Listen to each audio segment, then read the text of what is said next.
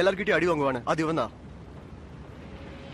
உனக்கு உண்மையிலேயே நல்ல நண்பர்கள் தேவை பீட்டர். எனக்கும் ஆசைதான். அப்படின்னா என் ஹாரிக்கு நீ ஒரு நல்ல ஃப்ரெண்ட் ஆயிர. அப்படியாவது அவன் படிச்சு பாஸ் ஆகுறானான்னு பாப்போம். என்னை பத்தி குறை சொல்லாம உங்களால இருக்கவே முடியாதா டாட்? நீ குறை சொல்ற மாதிரி தானே நடந்துக்கிற. உங்க 2 பேரையும் இப்பதான் சந்திக்கிறேன். ஆனா ஒரு பையன் மேல அப்பாவுக்கு இவ்வளவு அக்கறை இருக்கிறது நல்ல விஷயம். உன்னோட அனுபவம் எப்படி பேச வைக்குது போல இருக்கு. நான் எங்க அப்பாவை பார்த்ததே இல்ல சார். ஆனா நான் தப்பு பண்ணா என் அங்கிள் பென் பின்னி எடுத்துருவாரு.